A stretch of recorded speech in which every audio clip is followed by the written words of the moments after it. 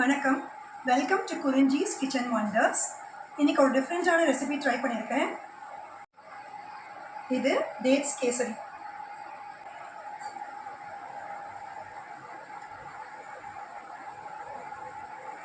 இதுக்கு என்ன மெஷர்மெண்ட்டில் எடுக்கணும் அப்படின்றத நான் சொல்கிறேன்.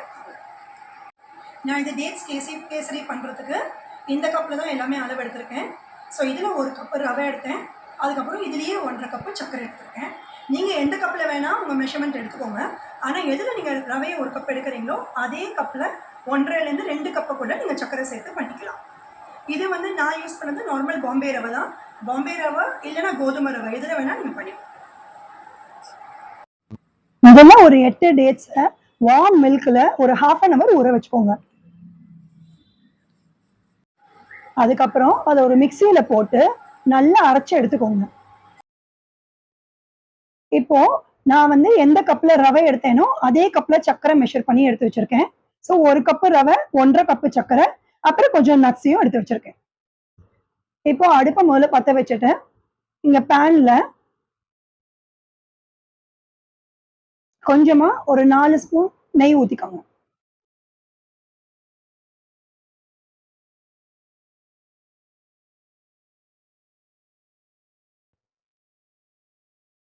அதுக்கப்புறம் முதல்ல அந்த நட்ஸ், பாதாம், முந்திரி இது 2 தான் கட் பண்ணி வச்சிருக்கேன். ஸோ அதை முதல்ல போட்டு இந்த நெய்யில வறுத்துக்கோங்க.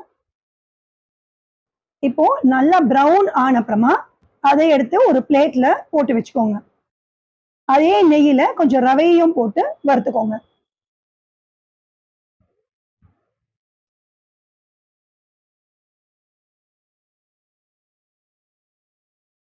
இன்னொரு அடுப்புல கொஞ்சம் தண்ணி, இப்ப நான் 1 கப்பு ரவைக்கு 3 கப்பு தண்ணி எடுத்திருக்கேன்.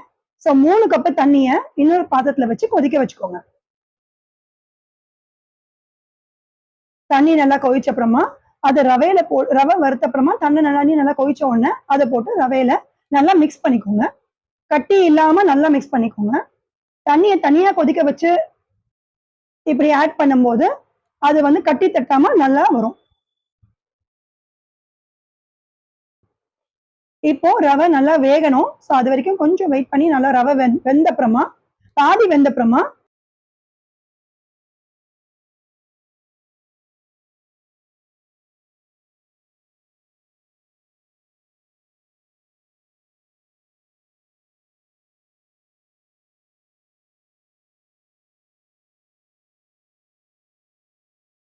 இந்த அரைச்சு வச்ச டேட்ஸை அதுல போட்டுக்கோங்க.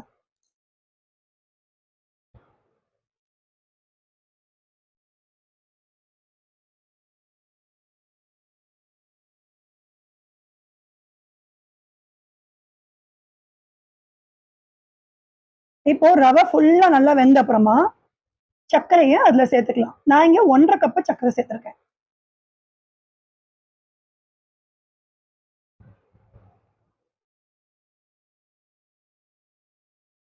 சர்க்கரையை போட்ட உடனே கொஞ்சம் அது வந்து தண்ணி ஆகும், கொஞ்சம் லிக்விட் கன்சிஸ்டன்சில வரும். பட் பரவாயில்ல, நீங்க கொஞ்சம் எப்படி கலரி விட்டுட்டே இருங்க.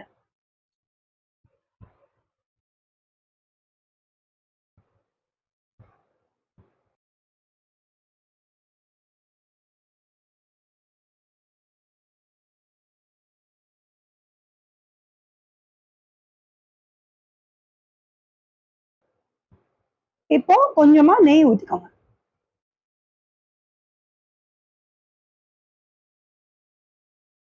நல்லா அந்த சர்க்கரை, ரவை, நெய் எல்லாத்தையுமே மிக்ஸ் பண்ணி விடுங்க.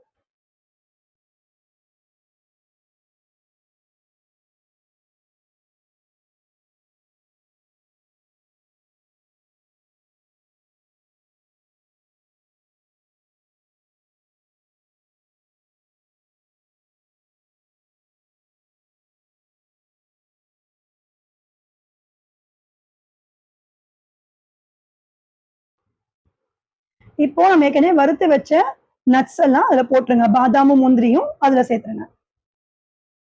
சேர்த்து எல்லாம் சேர்த்து நல்லா மிக்ஸ் பண்ண உடனே நல்லா உங்களுக்கு இந்த கன்சிஸ்டன்சி நல்லா கரெக்டா அந்த கேசரியோட கன்சிஸ்டன்சி வந்துடும்.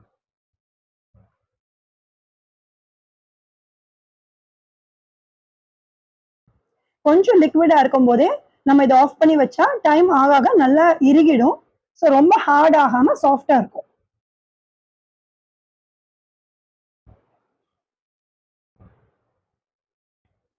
அவ்வளவுதான். இப்போ அடுப்பு ஆஃப் பண்ணி எடுத்து வச்சிருங்க. இதான் அடுப்பு.